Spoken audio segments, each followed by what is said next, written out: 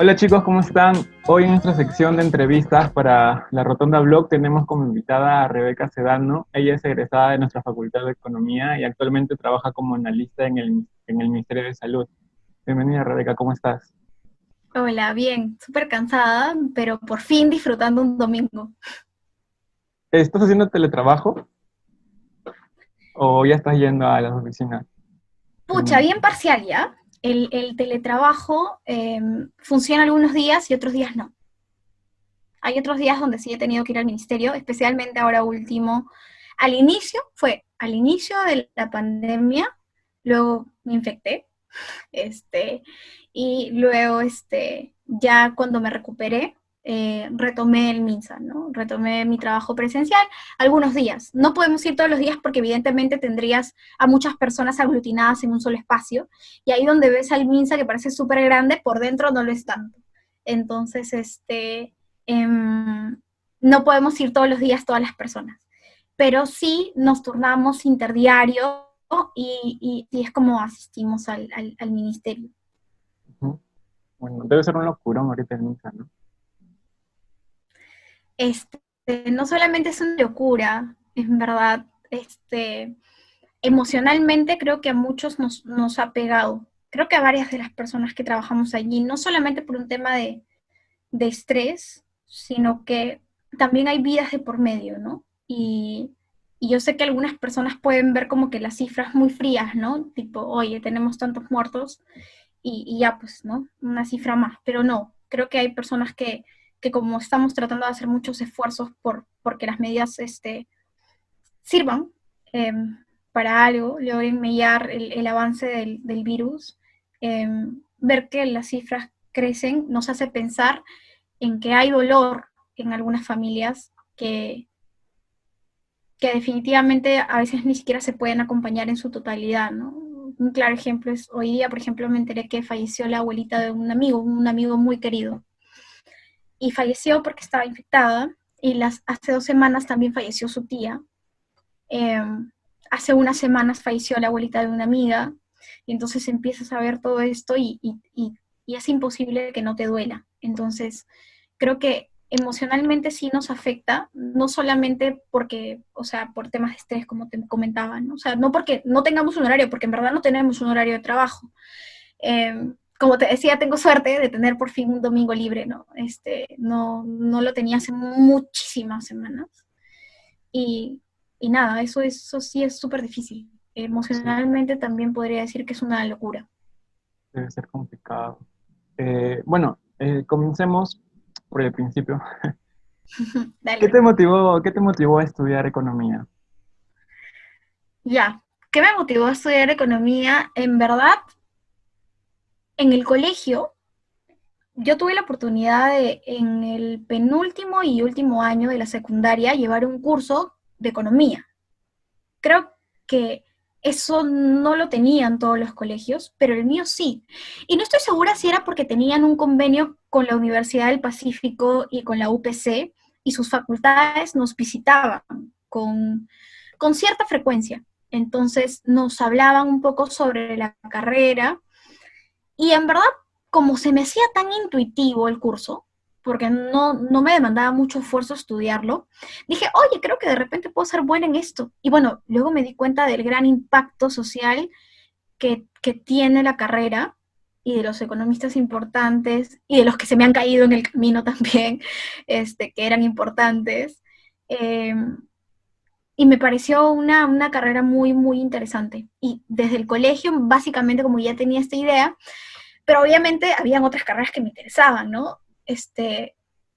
No sé si esto pasa con muchos de mi generación, pero nos metieron, pero entre ceja y ceja, que las comunicaciones eran súper importantes. Entonces yo también quería estudiar ciencias de la comunicación, me interesaba mucho el periodismo de investigación. Y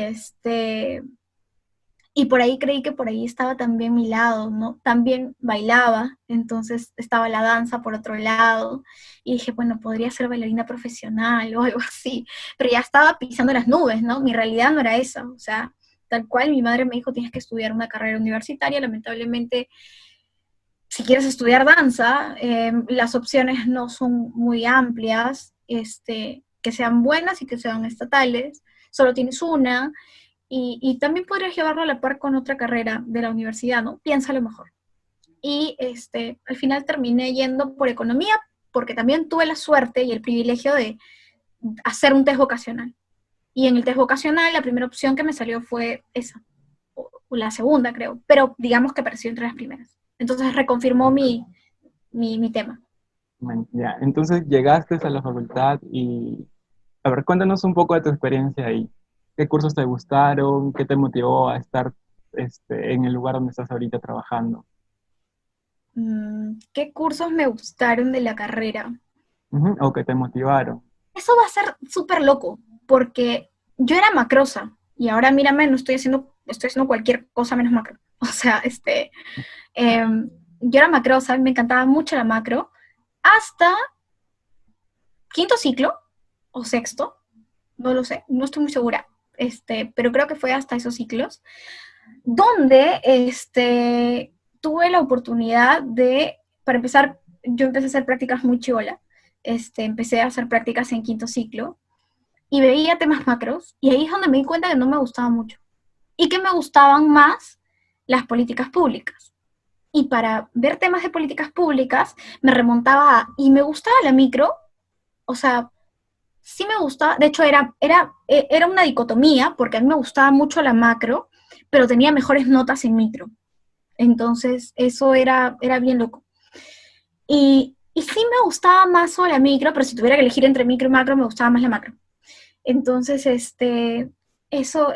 podría decir que esos dos cursos para mí fueron muy importantes y que me ayudaron mucho a hacerme una idea de la formación, de cómo la formación de un economista te puede diferenciar de otras carreras.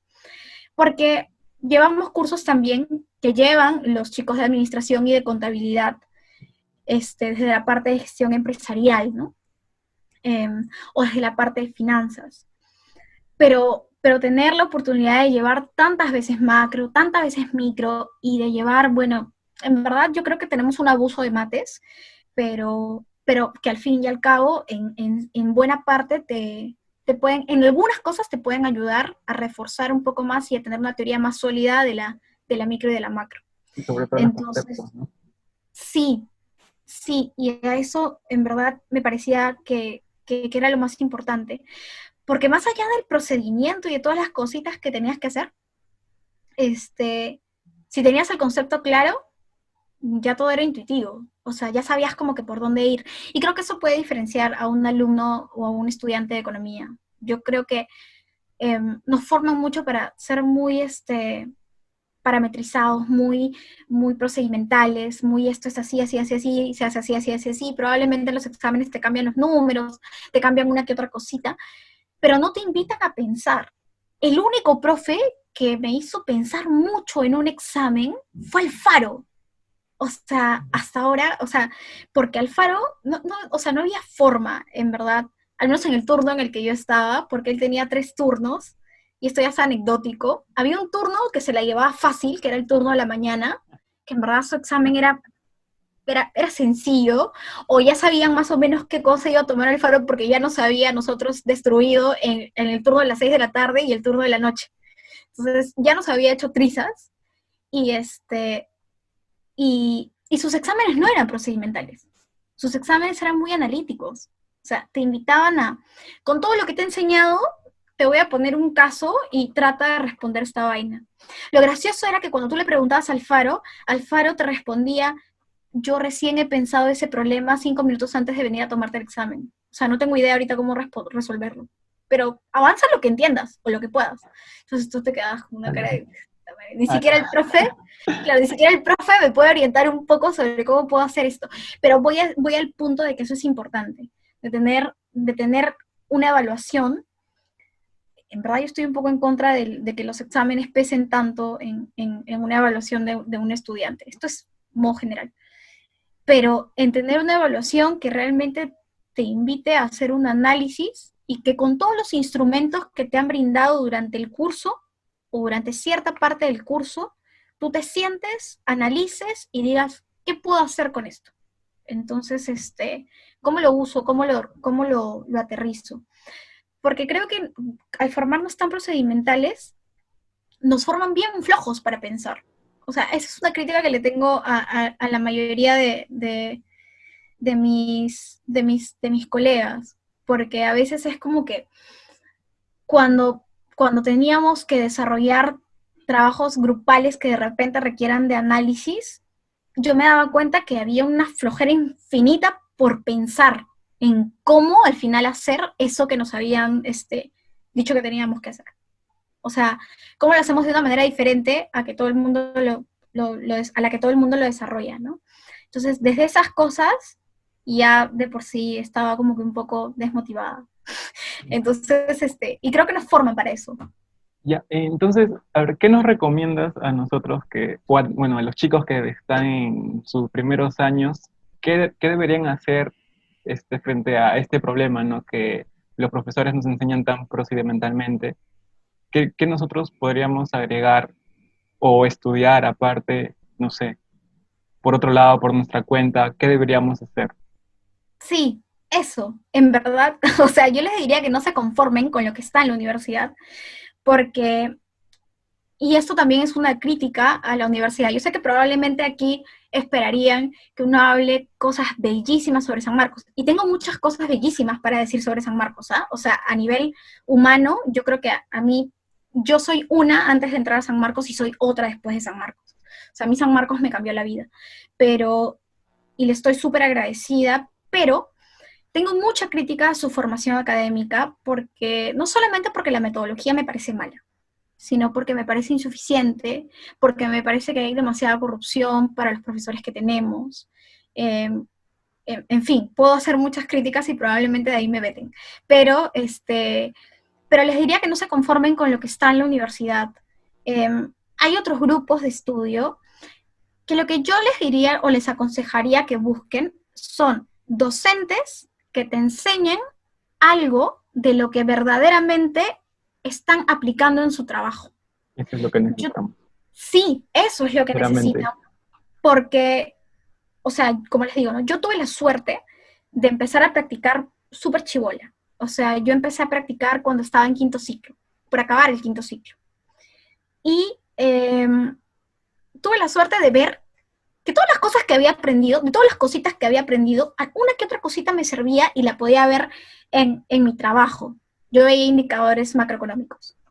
Entonces me di cuenta que cuentas nacionales, un curso al que muchos no le pegan muchas pelotas, pero llevar con Valdés, que en teoría te trataba de dejar súper claro cuál era el concepto, en facilito, para que lo tengas así como que bien rápido, y llevar estadística bien llevada, entendiendo que es una variable continua y demás, eh, me pudo ayudar, esas pequeñas cositas me pudieron ayudar a entender un poco más cuáles eran las cosas que al final yo desarrollaba. Entonces, pero jamás me enseñaron cómo aterrizarlo. Me explico. O sea, tenía el concepto, pero nunca me enseñaron cómo al final lo aterrizaba. Si en algún momento iba a hacer prácticas, cómo es que de repente en esta área de estudios económicos aterrizan sus indicadores. ¿Cómo usualmente un área de estudios económicos aterriza sus indicadores? Entonces, ¿qué cosas pueden ser relevantes para que cuando tú veas las tendencias tengan sentido o no tengan sentido? Entonces, eso, por ejemplo, es súper importante. Y, y creo que no lo hubiese entendido si no hubiese tenido la oportunidad de llevar prácticas tan chibola. O sea, si no hubiese tenido esa oportunidad, probablemente hubiese tenido que esperar a, a, a llevar cursos fuera, que igual no me conformé porque me parece que en sexto o en séptimo descubrí un grupo de estudio, que es Lambda, que tenía a profes que te enseñaban cosas que ellos hacían en su día a día.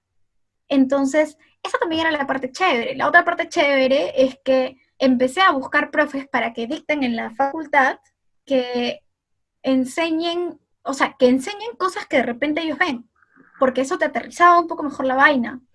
Y y tuvimos esa suerte. Yo creo que mi base al menos la tuvo, porque en esa búsqueda de profes, jalamos gente muy buena, por ejemplo, algunos trabajaban en empresas importantes como Claro, o que veían temas de regulación y te enseñaban cómo la micro al final iba a llegar a temas de regulación. O sea, ni siquiera todavía estabas viendo regulación u organización industrial o lo que sea. Pero de alguna u otra manera te decían, mira, esto, por ejemplo, luego lo vas a ver acá. O sea, yo tuve la suerte, por ejemplo, de llevar con Manuel Álvarez, Microeconomía 2, y fue un profe al que trajimos a la facultad. Y este profe te enseñaba ya como que de antemano eso y te picaba, ¿no? Porque de ahí decías, uy, cuando lleve orga, entonces quiero llevar con este profe porque me va a enseñar, porque él chambea en esto. Entonces, ya, yo sé que no tenemos la oportunidad en verdad ahora, porque yo sé que los concursos en verdad están bien corruptos. Entonces, están súper comprados. Y puede que de repente en algún caso no perdamos la esperanza de que nos llueva un buen profe. Pero la parte en la cual de repente ustedes sí podrían hacer algo al respecto es, si es que tienen, porque yo sé que no todas las personas tienen las condiciones económicas para poder pagar clases fuera de la universidad. Creo que ahí viene mucho el apoyo que debe existir entre los alumnos sobre la realidad que nosotros pisamos. Yo sé que algunos sí pueden pagar y pueden llevar estos cursos fuera. ¿Y qué pasa con los que no pueden? Yo creo que los que no pueden y son sus amigos, y verdaderamente son sus amigos, y si realmente los estiman, se van a dar cuenta. Yo tengo material, he llevado este material en este lugar donde he aprendido, ¿no? Te lo voy a compartir. Y si tienes alguna duda y hay algo que no entiendes, yo te voy a explicar lo que mi profe me ha explicado en clase. Y oye, lo interesante es que me ha dicho que esto en esta área lo aplican así. Entonces, cuando esta persona vaya a la entrevista, cuando quiera conseguir prácticas, tiene este plus de ya saber un poco a qué va, o qué cosa va a hacer, o qué les interesa que sepan. Entonces, yo creo que eso es una ventaja súper grande y deberíamos tener más profes así, que nos digan al final qué cosa, para qué nos sirve esto que nos está enseñando y en qué lo vamos a aplicar. A mí me hubiera gustado muchísimo tener esos profes, no sé, desde el primer ciclo, ¿no? En la Universidad del Pacífico tienen la suerte de que Parodi les enseñe macro y Parodi les diga como todos los días él ve la macro. Entonces, y como todos los días en una consultoría o en un área de estudios económicos ven todos los días la macro. Entonces, ellos tienen esa suerte, nosotros no. Entonces, ahí, en verdad yo creo que el sanmarquino empieza a destacar cuando se las busca, cuando se las ingenia por sí mismo. Y eso es algo que yo sé que todos lo hacen. Así Sí. que, O sea, es del nada, sanmarquino. Es del sanmarquino hacer eso, igual. buscársela y aprender por otros lados. Ese es un buen consejo, ¿no? Buscar profesores que te expliquen cómo utilizan la teoría que se enseña en la facultad en sus trabajos. Eso es algo que todos debemos hacer, ¿no? Los que estamos en pregrado. O apoyarse en los egresados también. Ujú, Me apoyarse en parece que eso es un plus, ¿no? Yo estoy viendo iniciativas muy, muy bonitas en la como Cefimec, ¿no? Me parece que en Cefimec los chicos han hecho un trabajo súper grande porque les dan mentorías, ¿no? Le dicen, oye, mira, esto que aprendiste en este curso, probablemente si postulas a este puesto para tal cosa, lo vayas a necesitar. Para tu entrevista, refuerza esto. Pero ¿qué tal si en verdad desde los primeros ciclos hubiésemos tenido esta oportunidad? O sea, sería hubiésemos otra sabido cosa. que lo que aprendemos en Economía 1 lo vamos a aplicar de esta forma, pasito a pasito. En Economía 2, esto, tal cosa. Entonces, en verdad creo que eso te da una ventaja enorme, ¿no? Cosa que en otras universidades sí las Eso es tienen. lo que tienen otras universidades que a nosotros nos falta. Ujú. Bueno, cuestión de las autoridades, pero también cuestión de nosotros que deberíamos organizarnos, ¿no? O sea, Totalmente. no esperar a que nos llegue, sino nosotros hacerlo. Sí, yo creo que el apoyo colectivo es súper importante. Que me perdone William, que es el gerente de Lambda, pero yo prostituía mi material. O sea, lo que yo tenía, yo trataba de dárselo a quien sea que lo necesite. O sea, si yo he llevado el último cursito, repartía mi cuaderno y mis apuntes y les decía, oye, léete esto porque esto va a ser muy importante. O cuando tenía alguna entrevista, de repente me pedían ayuda para saber, oye, mira, estoy postulando a este puesto, ¿tú qué crees que me vayan a preguntar? ¿O qué curso debería llevar? O una cosa así. Yo ya sabía porque mis profes decían, si a ustedes les interesan las finanzas, por ejemplo, lo mínimo que deberían saber es VBA y SQL o una cosa así. Entonces yo escuchaba eso, obviamente a mí no me interesaba, pero cuando hablaba con mis amigos yo les decía, ah, ya, ¿te interesan las finanzas? Tienes que llevar esto, esto, esto. ¿Por qué? Porque mi profe me lo dijo en tal lugar. Entonces, ese apoyo, esa red de apoyo es súper importante. Y si no tienes la oportunidad de poder llevarlo fuera, apóyate en amigos, en egresados, que verdaderamente por ahí quieran hacer una chamba verdaderamente samarquina. Vale. Sí, eso debemos hacer todos. Bueno, nos dijiste que has practicado desde quinto ciclo. Cuéntanos cómo fue eso, en qué practicaste, cómo llegaste a practicar, cómo fueron tus entrevistas. Ya, en verdad, esta cosa fue bien loca, ¿ya? Porque es anómalo practicar en quinto ciclo. O Sí, sea, a lo mucho yo conocía personas que desde sexto, em, no recuerdo el nombre de una de las chicas de base 13. No, sí recuerdo, pero no lo voy a mencionar. Pero fue la chica más joven a la cual yo conocí que había empezado a hacer prácticas y dije, sí, empezó este ciclo, yo también quiero, ¿por qué no puedo? Entonces, y ella se las buscó. Entonces yo dije, bueno, como yo quiero llegar a sexto, me las voy a buscar desde quinto ciclo. Y en verdad, algo así fue la vaina. Empecé a ver, y yo me daba cuenta que en las prácticas, salvo el Banco de la Nación, y esta chica empezó a practicar en el Banco de la Nación, te pedían desde sexto ciclo. Y yo creo que los pedían desde sexto ciclo porque querían tenerlos en adelante. O sea, mantener a sus practicantes y formarlos súper bien hasta que sean analistas.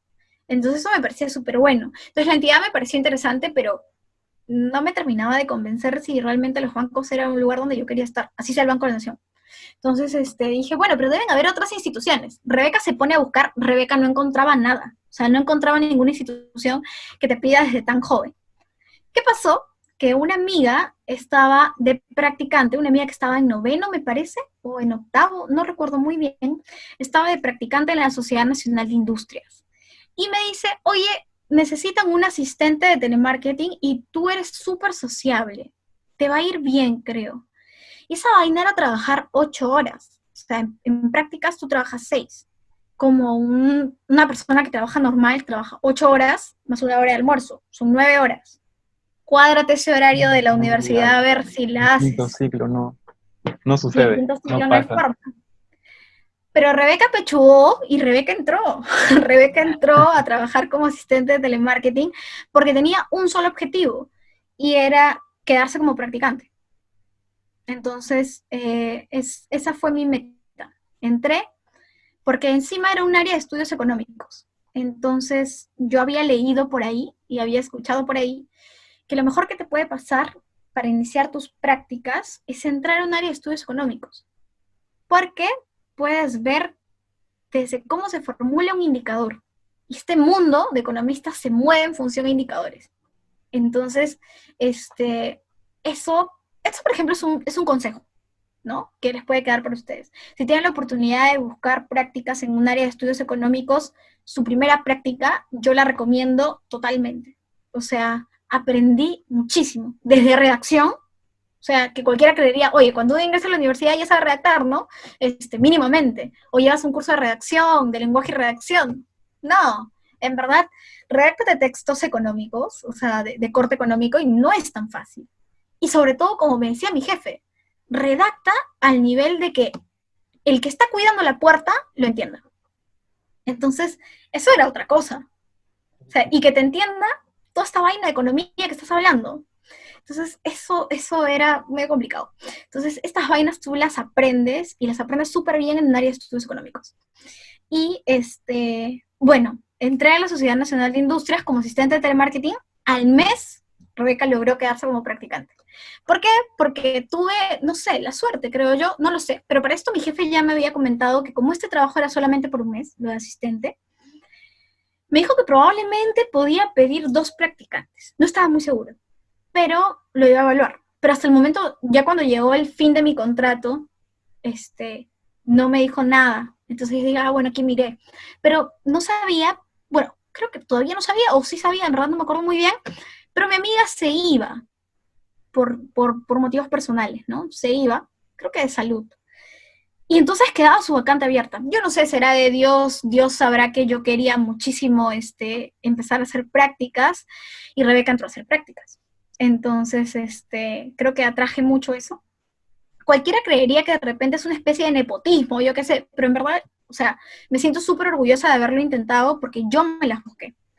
Entonces, y no hay nada en la universidad que no me las haya buscado yo. O sea, desde los profes hasta, hasta mis prácticas. Y eso es un ejemplo. Pero eso es por un lado. Entré y ahí en la SNI hice 9 meses de prácticas. Y me querían renovar igual todavía. Pero me fui al sector público. Y aquí es donde cambia absolutamente mi vida. O sea, creo que ha sido el momento más feliz de mi vida después de ingresar a San Marcos. O sea, después de ingresar a San Marcos, el momento más feliz fue cuando ingresé a hacer prácticas al sector público. ¿Por qué? Y también ingresé joven, porque yo ingresé en 7º ciclo. Sí. Y fui la primera practicante del MIDIS, del Ministerio de Desarrollo e Inclusión Social. Nunca habían practicantes en el MIDIS. ¿Y cómo fue el proceso? El proceso fue una locura, hasta ahora me acuerdo, y acabo de tener un flashback porque, o sea, justo hace un rato cuando hablábamos de coordinar la entrevista, tuve un flashback, pero salvaje, en el que obviamente estamos 28 de junio. Yo inicié mis prácticas en el MIDIS el 31, me enteré que ingresé a hacer prácticas el 27 de julio del 2017. Oh. O sea, sí, o sea, ya voy a cumplir 3 años en el sector público, desde practicante, ¿no? Y eso sí fue un locón. ¿Cómo fueron estas convocatorias? Y en verdad sí es un poco difícil ingresar a hacer prácticas al sector público por varias razones. O sea, porque son masivas, para empezar por eso, como cuando postulas a la universidad pública. Porque son masivas y porque a veces son bien malosos y son dirigidos. O sea, se abre un puesto de prácticas o un puesto CAS o un puesto de terceros y son dirigidos. Algunos son dirigidos en su gran mayoría, en verdad. Bueno. Pero este no era dirigido. Entonces, fue alucinante porque quien sería mi primer jefe en el sector público era exalumno de la facultad. Entonces, y alguien a quien yo ya había visto antes, porque cuando yo llevé salvajemente un curso de microeconometría aplicada en Lambda en 7º ciclo, obviamente súper salvaje porque recién estaba llevando, creo, mi econometría de corte transversal, o sea, en verdad, yo bien salvaje me metí a llevar ese curso. Y nada, conocí en una clase a Elmer y habló sobre algunas cosas que veía en MIDIS. Y yo me quedé enamorada. Y yo dije, yo quiero estar ahí, donde él dice que trabaja. Y me quedé así con mucha duda. Y no te voy a mentir, todos los días que iba a trabajar al SNI, abría el portal de MIDIS para ver si es que habrían prácticas de convocatorias. Todos los días. Porque yo quería entrar al MIDIS. Entonces, un día, de la nada, publican en la bolsa de trabajo que nosotros tenemos, no la de la universidad, sino la de la facultad informal que hay en Facebook. Publica Elmer diciendo que hay un puesto de prácticas en el MIDIS, y yo dije, Diosito me volvió a escuchar. O sea, esto era una cosa de, no sé, yo creo que todo lo que he querido, lo he pedido con tanto corazón que en algún momento sucede. Pero claramente se presentan las oportunidades, pero estas no son gratuitas. O sea, demandan cierto esfuerzo, como lo de mis prácticas. Yo ingresé en 5º ciclo, yo era la primera chica de San Marcos en la SNI, en verdad, después de Gabriela, que había entrado a hacer prácticas, y yo quería que más bien tenía mucho miedo porque era muy joven, ¿no? O sea, no sabía todo lo que probablemente la otra practicante sí sabía, entonces estaba muy preocupada. Pero mi jefe me apoyó mucho y me dijo, no te preocupes que tú vas a aprender. ¿Cómo vas a aprender? Yo te voy a enseñar. Y porque me dijo, yo también soy profesor y no sé qué cosa más. Y yo dije, bueno, y tuve esa oportunidad y obviamente me demandó mucho esfuerzo. O sea, tuve que poner muchísimo de mi parte. Y lo mismo pasó con MIDIS. O sea, y me tocó en un contexto muy difícil esa apertura de prácticas, porque recuerdo que a mi mamá la iban a operar. Era una operación muy delicada y era una operación en donde probablemente su vida también estaba en peligro. Y, y yo no quería que a mi mamá le pase nada sin que yo logre uno de los objetivos que tenía en mente, que era ingresar al sector público. Entonces, justo el día que operaban a mi mamá era mi entrevista. Mi mamá entraba a operación a las 9 de la mañana y mi entrevista estaba más o menos para esa hora. Entonces, era una situación bien difícil emocionalmente, pero yo estaba segura de dos cosas, y era que mi mamá iba a salir muy bien de esa operación, iba a salir y yo le iba a dar esa noticia de que me había ido muy bien, al menos. Entonces, y por último, en verdad quería saber, porque de pronto me decía a mí misma, bueno, si no ingreso, porque, porque no sé, es porque, no porque esto no esté destinado para mí, sino porque este no es el momento. O sea, siempre he pensado eso. Este no es el momento y probablemente más adelante lo será, pero yo voy a estar ahí. Entonces, en esa convocatoria, no te imaginas la cantidad de gente de San Marcos que postuló. O sea, Imagino. postularon varios. Luego Elmer me contó, ¿no? Postularon un montón de personas que habían enviado sus CVs y solamente algunas clasificaron. Entonces, recuerdo que clasificaron como que 14 personas o 15, creo, no estoy muy segura. O sea, que pasaron la prueba del CV. Y no solamente eran de San Marcos, pero su gran mayoría era de San Marcos. Y era alucinante porque en esa convocatoria había gente, había una chica que había venido de intercambio de estudiar en Canadá. Había otro chico que se estaba preparando para ingresar al BCR, que era como un hermano para mí. O sea, competir por un puesto de prácticas con una persona que quieres mucho también es medio complicado. Había otro chico que estaba más alineado a la carrera, que era de economía pública, y en ese momento era primer puesto en su base. Y yo sabía que el chico era muy capo también, ¿no? Entonces, en verdad estaba preocupada. Luego había otra chica que yo sabía que había llevado un curso de evaluación de impacto.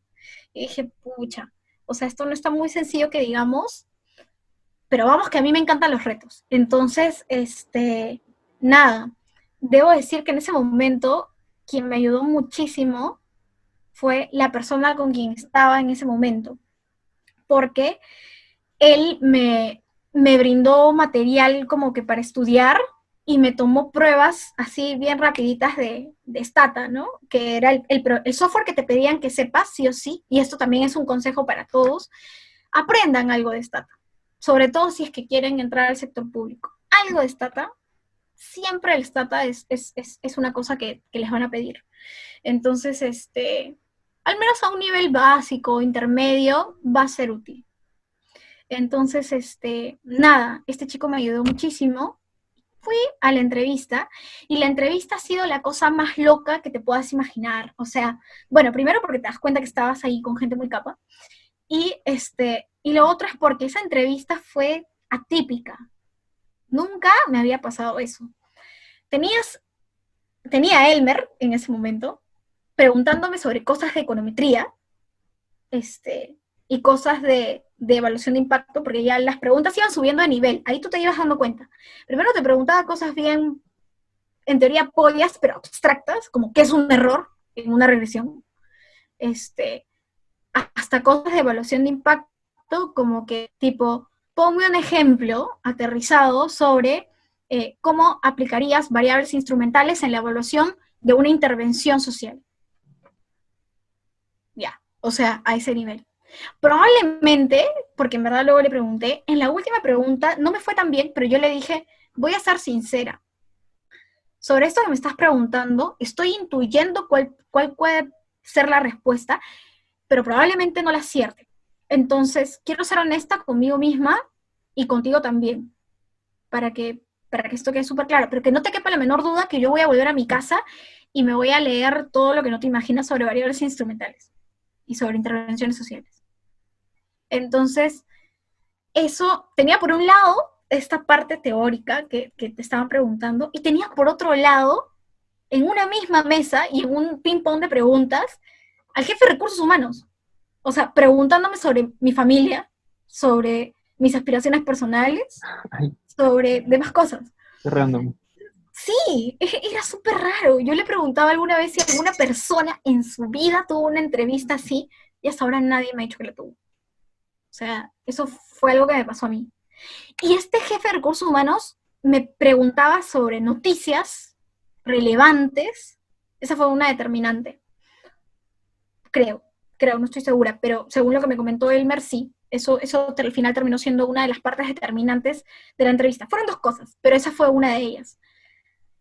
Saber, o sea, tener lectura sobre realidad nacional, sobre cosas que estén sucediendo y relacionadas al sector al que estás postulando. Entonces, eso, por ejemplo, también era otra cosa importantísima.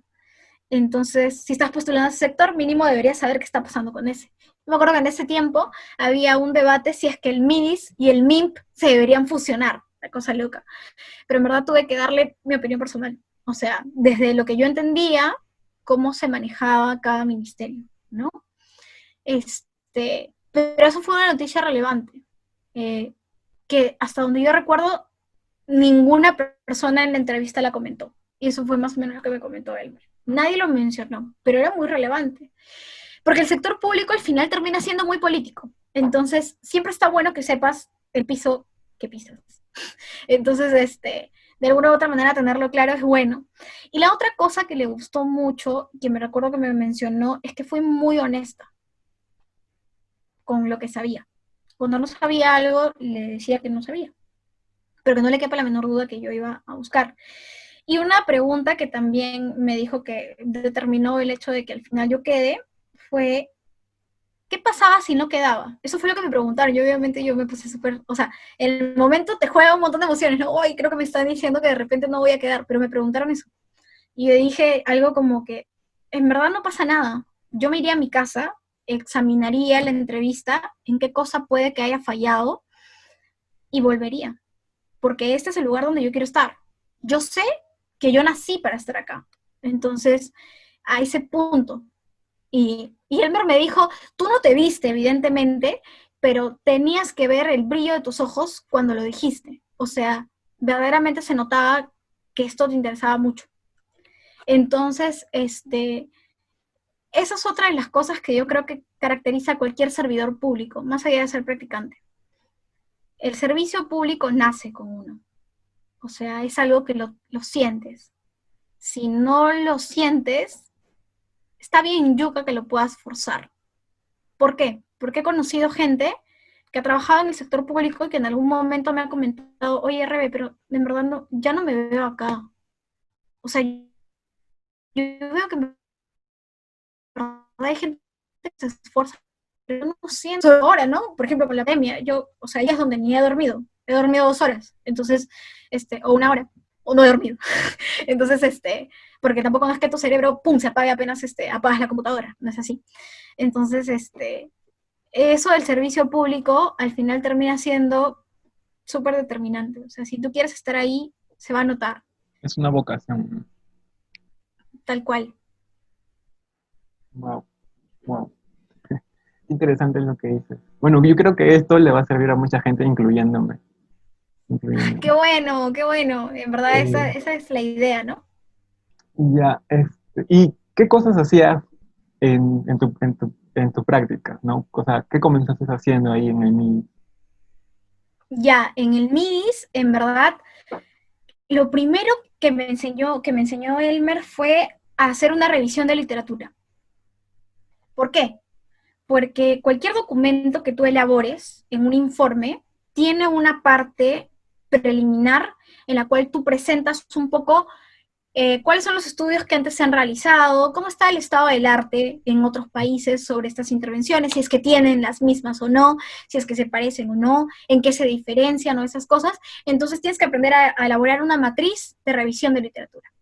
Entonces, eso, por ejemplo, en ningún curso me enseñaron. Entonces, y no estoy segura, porque creo que no, tampoco me lo enseñaron, en este curso que llevamos antes de tesis, investigación, Eh, ¿Cómo se llama? metodología de la investigación. Metodología de la investigación. Ya, ese curso no me sirvió. O sea, en ningún momento, por ejemplo, me enseñaron eso. Una matriz de seguimiento, no. Me enseñaron a elaborar una matriz sobre, de cronograma, ¿no? Esas cosas, pero sí como tal, una matriz de revisión de literatura, no. O al menos mi profe no lo hizo. De repente otro profe sí lo hizo, pero a mí no me lo enseñaron. Entonces, eh, eso, ¿no? O sea, eso fue lo primero que aprendí. Lo otro es a meter mano a la data, pero delicadamente. O sea, desde empezar a revisar encuestas. O sea, digamos que a veces estos trabajos de campo usualmente se los destinan a consultorías, ¿no? Entonces, tienes que revisar la calidad del material, o sea, de lo que te están entregando. Qué tan bien digitados están y demás cosas. Entonces, hacíamos una revisión aleatoria de encuestas. Me acuerdo que fue de Haku Wiñay, de Mi Chakra, el primer proyecto que vi sobre temas de revisión de consistencia de la información, que eso es un punto súper importante y que de hecho debe ser lo primero que puedan ver en Stata. Más allá de abrir un documento y demás cosas, revisar la data. Aprender a revisar la data es muy importante para saber si la data es verdaderamente consistente. Eso fue una de las primeras cosas que también aprendí. Lo que me gustó del MIDIS, y en verdad yo creo que si hubiese continuado allí más tiempo, fácil, hubiese aprendido más cosas que en otro lugar donde las tuve que aprender, pero ya a la mala. ¿Por qué? Porque Elmer tenía un plan de trabajo conmigo. O sea, él se planteó metas de a poquitos. O sea, primero, una buena revisión de literatura. Luego, que aprenda a hacer una buena revisión de consistencia de datos con los analistas. Entonces, luego, redactar bien informes, porque, porque eso tampoco no lo aprendes súper rápido, pero quizás la parte buena era que esto ya lo había aprendido en mi primera práctica, ¿no? Y no fue poca, fueron 9 meses. Entonces, en esa parte quizás con Elmer fue mucho más sencillo. Pero una de las cosas que me enseñó Elmer bastante fue a reducir lo que yo quería decir. O sea, eso, por ejemplo, también fue importante. Y en términos también sencillos, ¿no? Eso puede ser. Luego ya, lo último que vi ya en MIDIS fue, creo que se estaba haciendo una evaluación de impacto y básicamente lo que querían que apoye era en la selección de variables que podrían ser relevantes para ingresar al modelo. Obviamente yo no iba a correr el modelo, la practicante no va a hacer eso, lo va a hacer el analista, pero, pero este analista de alguna u otra manera quería apoyarse en mí para yo aprender, ¿no? ¿Cómo es que se hace esto? Entonces, nada, cómo unir bases de datos, eso también lo aprendí allí. Eh, y demás cosas, ¿no? Pero ya en la práctica, que es diferente a llevar un curso, no sé, de Stata, donde te enseñan a hacer un merge o un append o demás cosas con otras bases de datos, pero ya las bases de datos en el sector público probablemente sean un poquito diferentes. Entonces, a la clásica Now que te enseñan a usar en un primer curso, ¿no? Entonces, sí, eso quizás podría ser una de las cosas que de alguna u otra manera marca una diferencia en la formación que puede tener, que puedes percibir en unas prácticas, ¿no? Luego de esta interrupción de varios días por un fallo técnico, continuamos con la entrevista a Rebeca. Rebeca, nos estabas contando sobre tu actual trabajo, cuéntanos. Pucha, recordar todo lo que te mencionaba antes. Bueno, ahorita en verdad el Ministerio de Salud está con un montón de cosas dentro de la oficina donde yo trabajo, que es la de gestión de la información. Nosotros procesamos toda la data que se requiera para, digamos, formular cuáles van a ser las estrategias para afrontar esta pandemia.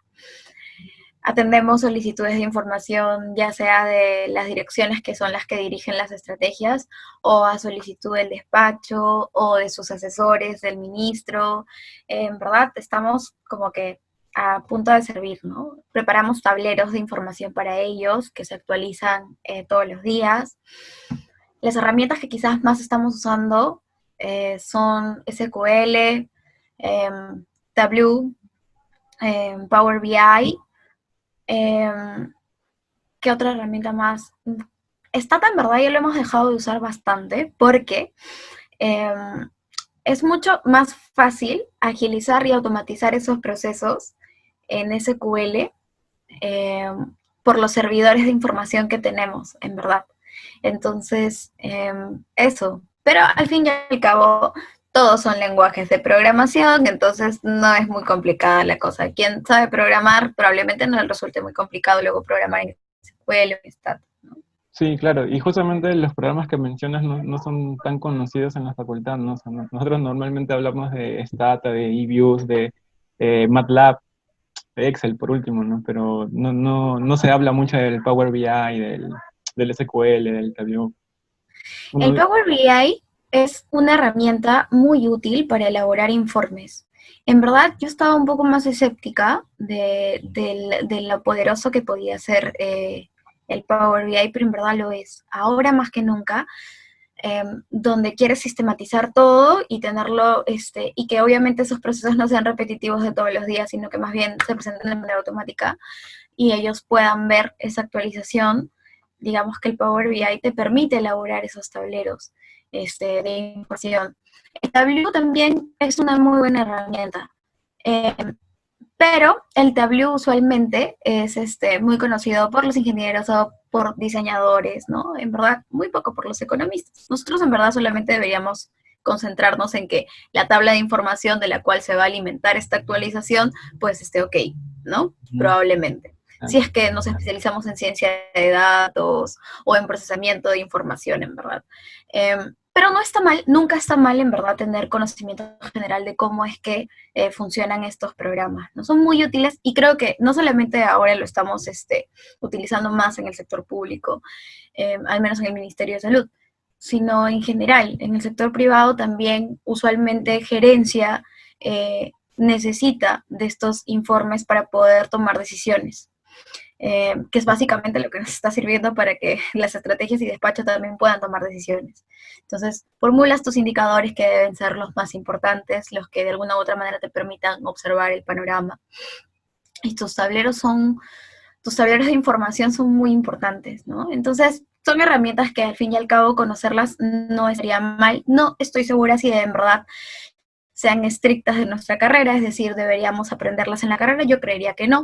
Creería que SQL sí, porque en verdad es una herramienta muy poderosa para procesar datos grandes, en verdad. Sí, creo que ese programa sí, nosotros hemos visto solamente, hasta donde yo recuerdo, en la malla curricular, llevamos un programa un curso de informática para economistas, y dentro de estos programas está VBA, está MATLAB, principalmente. Tengo entendido que otros profesores se encargan de ver quizás otros programas en donde puedan darle mayor profundidad. Pero, eh, pero sí, por ningún lado, quizás te ayuda un poco a saber la programación en VBA, pero SQL me parece que ahora sí podría ser una herramienta fundamental para aprender y que te sirva en cualquier sector, en verdad. y es súper útil además, ¿no? O sea, los lenguajes de programación, la mayoría son muy parecidos, los comandos, Sí, etcétera, ¿no? Y si sí, aprendes, por ejemplo, R, te va a ser fácil programar en Python o llevarlo a SQL, porque los comandos son intuitivos además. sí, Además, Power BI es un súper programa, ¿no? Es bien fácil. Es bien fácil. sí. Sí, es muy fácil, en verdad. No se van a hacer problemas. Está bueno que en verdad lo aprendamos. Puede aprenderlo en verdad cada uno por su cuenta quizás, pero En YouTube hay videos súper buenos de Power BI. Y sí, estas plataformas digitales donde están dictando cursos, en verdad también puedes aprender ahí. Vi un curso muy bueno en Udemy de SQL, por ejemplo. Y no estaba muy cara la certificación, en verdad. Entonces, sí, en verdad son programas que se pueden aprender por su cuenta. bueno, entonces, y en este momento se están encargando más de elaborar tablas, de hacer datos, ¿no? Sí, de tener indicadores útiles. Usualmente a veces las estrategias, digamos, más o menos te dicen qué quieren hacer y tú tienes que ver cuáles podrían ser los indicadores que le puedan dar pistas para que eso al final suceda. Qué variables deberías formular para que al final tener esos indicadores, cómo debería ser tu trama de datos, en verdad todo eso. Entonces, no es fácil cuando tienes a muchas estrategias quizás pidiéndote información al mismo tiempo porque quieren mejorar su chamba, ¿no? Este, por eso la sobrecarga, yo diría que el Ministerio de Salud ahorita debe ser uno de los ministerios más horribles en temas de carga laboral, ¿no? O Debe sea, horribles en temas de carga laboral, pero en verdad, este, hubo una oportunidad hermosa para aprender tanto, ¿no? O sea, en un momento de crisis tan fuerte, creo que es una oportunidad única de aprendizaje. Eh, ya. Y para finalizar ya la entrevista, ¿nos podías contar, o bueno, recomendar o darnos tips, aparte de los muchos que ya has dado a lo largo de la entrevista? Algunas recomendaciones, consejos para los chicos que recién ingresan, para los que están en quinto ciclo, sexto. Pucha, ya había mencionado que en verdad es súper importante que no sean conformistas, que siempre vayan más allá de lo que podamos aprender en la facultad. Creo que esa es una de las cosas que puede diferenciar no solamente a un samarquino, creo que a un profesional en sí, ¿no? A un buen profesional. Eh, y ayudarnos entre nosotros, diría, ¿no? Entre las personas que formamos parte de la facultad, apoyarse un poco más con los egresados, me parece que eso también es importante. Mi consejo, por ejemplo, súper importante para las entrevistas es que si no sabes algo, seas completamente sincero y digas que no sabes. Y que probablemente luego lo vas a revisar y vas a ver de qué se trata, ¿no? Al margen de si al final te toman o no. Creo que esto no es como el examen de admisión en donde no importa, bueno, te restan menos 5 puntitos, ¿no? En verdad no. Creo que una cualidad súper importante para entrar a alguna entidad de cual sea el tipo es la honestidad. Y creo que ahora en el sector público lo debe ser más. Nosotros tenemos una responsabilidad social enorme y necesita este sector de gente lo más proba posible que, que sea sincera y que obviamente tenga muchas ganas de trabajar aquí, ¿no? Que hay tanto, tanto por hacer. Eh, Interésense en el sector público. Yo sé que la mayoría de personas cree que en el sector público no hay mucho por aprender. Eh, Usualmente se dice que si quieres formarte súper bien, deberías ir a una entidad privada porque es mucho más estricto la formación, porque ahí está, no hay tanta flexibilidad en teoría, eh, porque trabajas para clientes y los clientes, digamos, de alguna u otra manera pueden decirte, oye, yo pago mi plata y quiero por eso un mejor servicio, ¿no? Este, pero no, yo creo que ahí es donde está el meollo del asunto. En el sector público, en verdad, una persona puede formarse bastante porque te nutres mucho de lo que sucede, de lo que pasa el día a día. Recuerda que las generaciones de servidores públicos cambian con el tiempo. Entonces, aprender un poco de cómo, porque más adelante, digamos, tú deseas permanecer allí también, porque encuentras que ese puede ser tu lugar, te va a permitir aprender harto. Hay muy buenos profesionales en el sector público también. Un poco deshacernos de esta idea, yo creo que hay que revalorizar al servidor público. Eh, Tiene una labor muy grande y detrás de todas estas personas que probablemente puedan tomar las decisiones o de estos ministros que al final salen y dan la cara en las entrevistas y que probablemente creerían que son las personas que tienen los principales créditos, Hay un trabajador, hay una trabajadora que ha realizado un trabajo súper arduo desde la parte administrativa de la gestión pública para que al final estas cosas se concreten. Entonces, debemos revalorizar un poco más al servidor público y creo que la única forma de que eso cambie o de que esa perspectiva cambie es insertar en el sector público a gente, a más gente joven que tenga muchas ganas de innovar dentro del sector público y que esté dispuesto también a aprender de las cosas que probablemente no va a estar de acuerdo. Eh, Durante este estado de emergencia se ha visto que hay personas que tenían poder de decisión eh, y han renunciado a sus cargos. Y en verdad, para las personas que hasta ahora, por más que hayamos estado tan cargadas, no hemos renunciado, es porque hay una responsabilidad social muy grande de creer que desde nuestro trabajo podemos impactar en la vida de personas que nos necesitan. Y ver a veces estas renuncias un poco como que apena, ¿no? Porque tenían la gran oportunidad quizás de poder tomar decisiones importantes que verdaderamente puedan cambiar mucho más rápido las vidas de las personas. Ese es el poder que te da estar en el sector público en teoría, el hecho de impactar de manera directa en la vida de las personas, en un estado de bienestar que es al que todo economista creo que debería apuntar casi siempre. No se queden con la formación que tenemos como economistas. Creo que a veces nos cerramos mucho en creer que la parte cuantitativa es principalmente, lo más relevante de un estudio, por ejemplo, ¿no? O para tomar medidas de política pública, ¿no? Yo creo que no. Yo creo que es importante que también tengamos una visión multidisciplinaria en la cual podamos, no solamente en el sector público vas a trabajar con gente de muchísimas profesiones, en verdad, y entenderlo desde nuestra formación, que en verdad, por más que tengamos esa parte cuantitativa y dura que supuestamente nos hace dar la razón, hay muchos otros factores más que probablemente nosotros no contemplamos y que no vamos a poder cuantificar, que son relevantes y que es importante también observar. Entonces, yo les diría que como ciencia social que somos, no perdamos ese enfoque de entender también un poco y de compartir un poco con las otras ciencias sociales. Otra cosa es que quizás a nosotros nos forman los profesores tienen ciertas perspectivas ideológicas y bajo esas perspectivas, en verdad, a nosotros nos forman como economistas. Tratemos de aprender todas, en verdad. Si el profesor no te lo enseña, puedes buscar y puedes leer.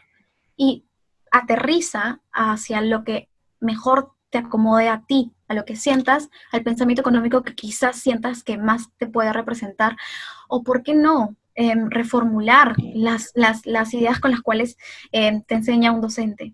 Creo que la universidad es un mundo muy complejo, la academia es un mundo muy complejo, pero va a partir mucho del estudiante y sobre todo del estudiante de economía al final por cuál va a terminar adaptándose un poco más. Y no debería ser meramente con el cual nosotros con la perspectiva bajo la cual nosotros nos enseñan, ¿no? Deberíamos andar un poco más allá para ver con qué al final nos vamos a quedar y invitarlos de nuevo al sector público. El sector público es un lugar muy bonito y necesita muchísimo de nosotros. Nuestro país ya nos está demostrando que está cansado de tener en el sector público a gente que probablemente no es la más proba del mundo y creo que ahí es donde debe reformularse ese compromiso de nosotros como una nueva generación que va a tener todas las intenciones y va a trabajar muy duro para que esta situación pues cambie. Creo que eso sería todo lo que podría decirles por ahora. Bueno, Rebeca, muchas gracias por tu tiempo y por compartirnos toda tu experiencia. Bueno, esto fue la sección de entrevistas para el Ratondo Blog. Gracias por acompañarnos. Hasta luego. Chao.